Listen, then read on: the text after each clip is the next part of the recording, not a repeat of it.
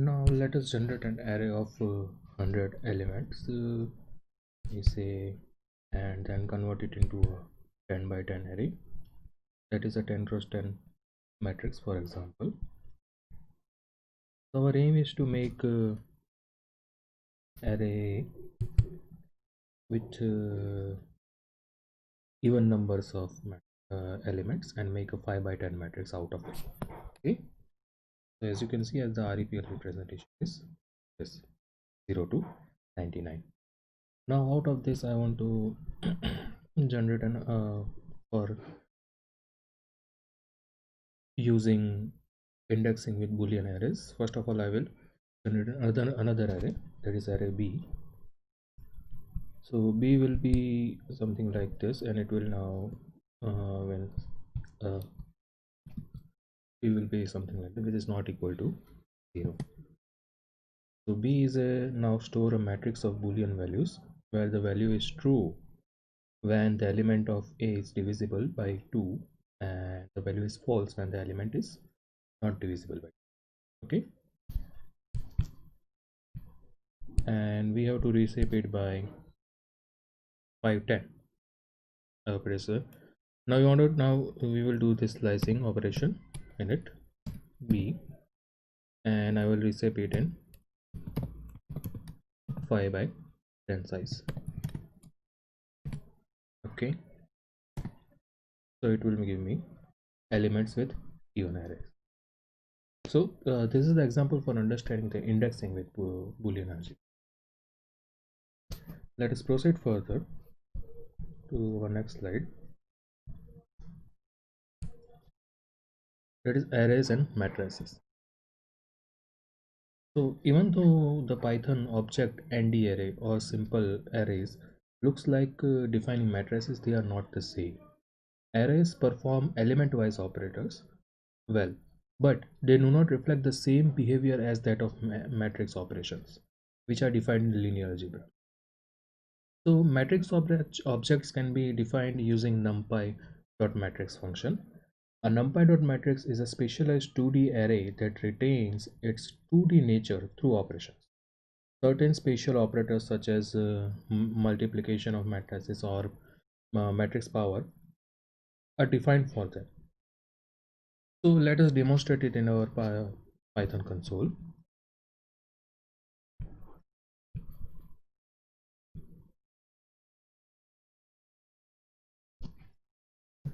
First I will clear the screen.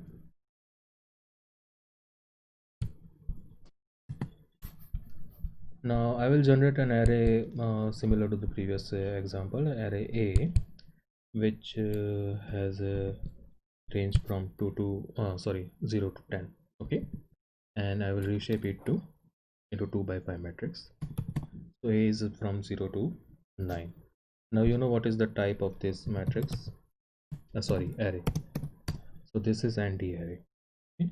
Now we will define array B, which is similar from array A, that is like broadcasting type of thing. So B is equal to numpy.matrix of A. So now B is a matrix. The major difference is, the first difference which is in the output is array and matrix, both are different. Second one is type. So the type of B will be numpy matrix. So this is just a simple example. So mathematical operations like multiplications or matrix multiplication, dot or cross product are defined by the data type. Okay, let me clear it. Okay, now suppose I have an array of range 0 to 12, that is 0 to 11, and I will just reshape it into 3 to 4. Okay, so this is an array. Now a array is nothing but this stores a 3 by 4 arrays of number. Okay, so this is an array. Now I will make a copy with a array 1, which is a copy of a array. Okay, just for understanding purpose. Now I want to perform a sum of two arrays, produce a new array where element-wise operation, that is addition, is performed. Here we are doing addition. You can go for a similar type of thing. So sum array, sum of array, that is sum array. It is a variable, and then we will add two variables, array a array and a array 1. Okay, or you can add only two array, a array and array, the same. So sum of array will be like an REPL representation will be like this. It will be the double of this. Similarly, you can go for a scalar product, of array, okay, which is element wise multiplication. And here you can see the scalar product is as an output. It's a multiplication with 3. Okay, now this is the operation which you have done for array. Now let us check about matrix. In matrix, let me define this a array instead of I will name a matrix, which is a numpy matrix of a array. Okay, now a matrix will be in our representing 0 to 11 by default. Now I want to do a sum of matrix A and this sum of array, that is matrix A, and the similar operation which I have done for array, I will do it for matrix. Okay, let me write sum matrix equal to a matrix plus a matrix. So the sum matrix will be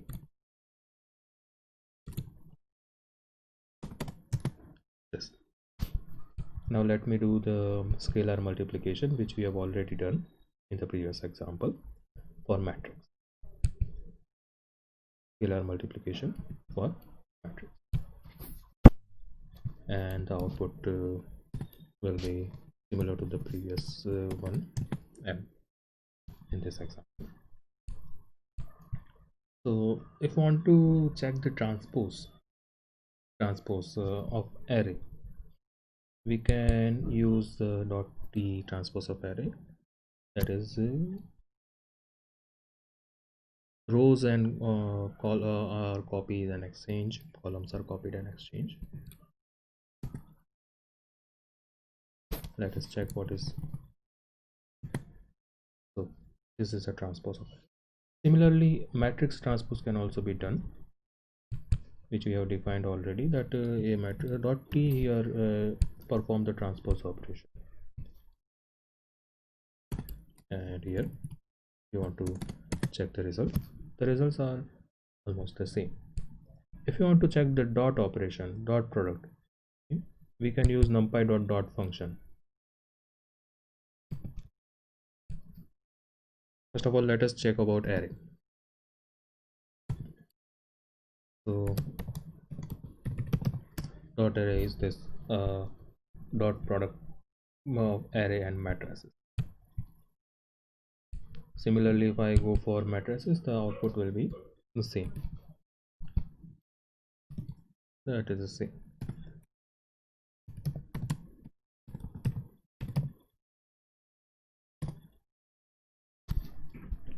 So almost here we have checked that until now the matrix has behaved exactly the same as of an array. So a common question that arises in your mind of a programmer's or a view is that whether this we had an array object. Okay, we already have an array object. Why? What is the need of a matrix? So the answer is quite complex. Not complex, but it is a quite tricky one. Okay, so since we have array, why do we need a matrix? So while array serves most of the general purpose of matrix algebra, matrix is written to facilitate linear algebra functionalities. So the linear algebra is performed using a submodule of NumPy, which is accessed as numpy.linalg, LINALG. Issuing the command help numpy.linalg gives you an idea about the purpose of this module. Okay, some of the functions which are available in this module are here as shown in the slide. For matrix algebra, from matrix algebra point of view, solve function is used to solve system of linear equation. Norm function is used to find norm of matrices. INV, that is inverse, is the function to find matrix inverse of a square matrix. P inverse, PINV, that is to find pseudo inverse of any matrix, that is non-square matrix 2. Matrix power, that is to perform an integer power of a square matrix. So these are the functions that are available for linear algebra, so which we will explore in our further chapters when we go for numerical integration, or when we go for solving Python problems. To perform linear algebra calculation using matrices, it is suggested that the matrix object is used to avoid errors. So it is not advisable to use array every time. Dot array module. You have to use matrix or module whenever you want to perform a algebra calculation, or whenever there is matrix operations are involved, to avoid errors. So let's move further to some basic operations of array. So those basic operations which we are going to discuss here are sum operation, minimum and maximum operation, some statistical operation, that is mean, median and standard deviation, the sorting operation for normal number and complex number, rounding off operation using a round function, S array and S matrix operations. Okay, so let us check this one by one with an example in our Python module console.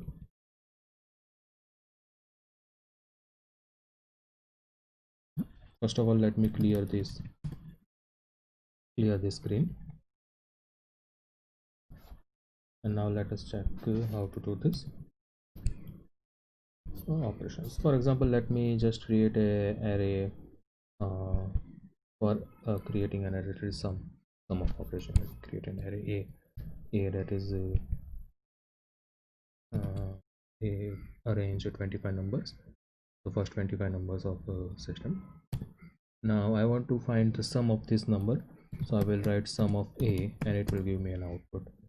Okay, similarly let me generate another array b, which is an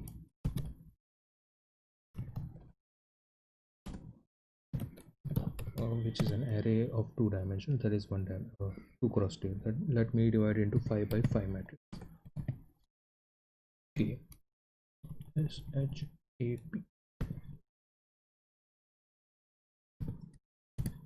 Okay, so B is this. Now if I want to do sum of this, I will get a single dimension array. Here sum of B will be a row array or a column array. It will be a 1 cross n matrix array, sorry, not matrix. In the similar manner, you can also calculate the minimum and maximum value. To calculate the minimum value, you can go for a dot minimum and you will get the minimum out function. The minimum function will give you the minimum output, and similarly the maximum function will give you a maximum output of the array. If you want to check minimum or maximum of a particular axis, okay, then in this for example axis you can write to axis 0, so it will give me an output of this a dot max axis equal to 0. A maximum if you want to check whether it is for example axis equal to, for example if you want to go for row, it will give me, okay, there is some axis 1 is out of bounds because A is not a 2 cross 2 matrix or 2 cross 5 matrix. Okay, but instead of this, if I work on B, if I say it is B, then it will give me an error. Similarly, if I go for B maximum axis of 0, then it will give me similar type of maximum in each column we can use using axis 0, and maximum in each row we can use using axis 1 equal to 1. Okay, now let us do similar type of example. Let me clear this screen. If you want to calculate mean of B is a n cross m array. So you have to write numpy dot mean, and you can get mean of p, that is 12. Similarly, you can go for median and you will get an output. So the difference here is not how we are showing that how to calculate mean and median. Similarly, you can go for standard deviation of mean. You can just write of all values of standard deviation of p, you can write STT and you will get a standard deviation. So let me clear it. Now if you want to check the sorting operation, the sort of maximum values from minimum to maximum or maximum to minimum, by default is sort from maximum to minimum. Okay, so let me just generate an array with random numbers on which we can perform this operation.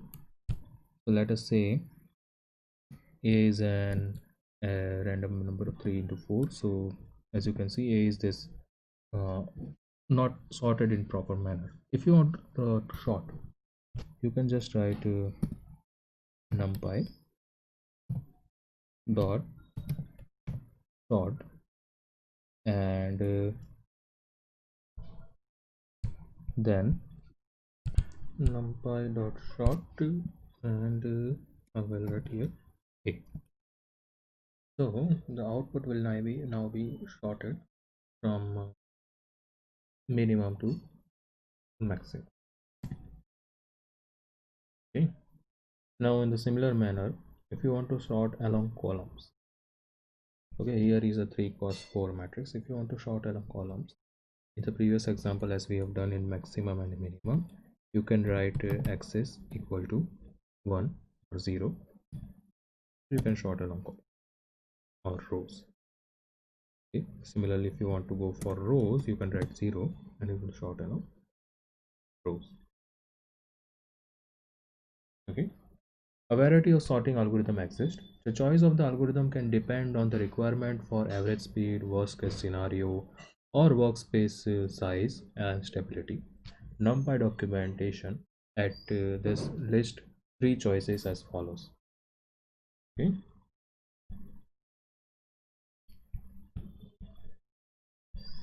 the sorting an array is a complex number is accomplished by sort underscore complex. So let us first generate a complex array. Okay, first of all, let me clear this window screen and let me just generate a complex array. Now here a is a complex array. Now if I want to sort instead of numpy dot sort a, I will write numpy sort complex underscore complex. Okay, and the output will be arranged as from minimum to maximum, which is by default. Now just to make it sure that numpy arranges the output from minimum to maximum by default. Okay, from minimum to maximum. Rounding of number is performed by function around using a round function, which a round function that we have already shown you. Now let us perform a simple example of a round function. Let me generate a random array a, random array a with 10 elements, and this a is a randomly number. Now I want to generate rounding of this array. So I will write numpy dot around of a, and it will round off to the as per our type. Here it has given a float type of something. If I want to know its integer type, you can write with this particular syntax. You can add ASTYPE. So I want an array output in type int, and it will give me an output in type int. Okay, hope it is understandable. So the next functions are ASArray and ASMatrix. So variety of variable is not defined as array, but if at a certain point of time during computation they need to be considered as an array or as a matrix, we use the function ASArray and ASMatrix, which can be used as demonstrated follow. Okay, now let me clear the screen first, and the first example we will take about ASArray. Okay, Now let me say we have an a comma b comma c comma d. Here we have a simple example of this, which is equal to 1 comma 2 comma 3 comma 4. Okay, this is abcd. Now let us define array 1. Okay, with elements. If I want to define this element, this abcd is not an array. It is not an array. I want to define it as an array. So I will define it as an array. For example, array 1 is equal to number as array abcd.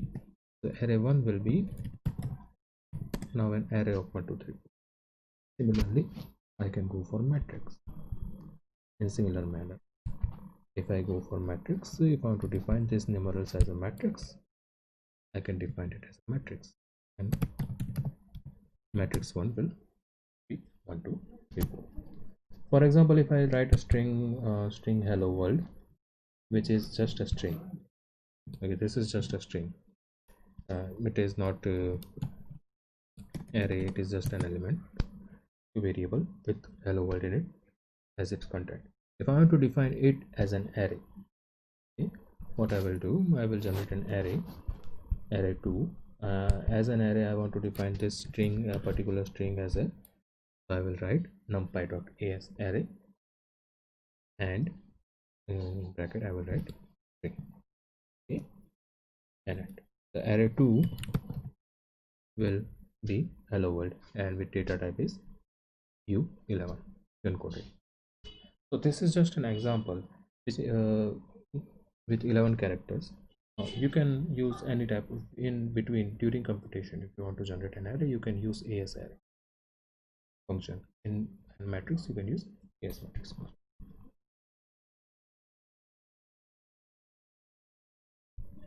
So this is the end of our chapter here about lecture on arrays Python. So array based computation is used as a primary force to solve equation and system of equation using slicing and indexing operations.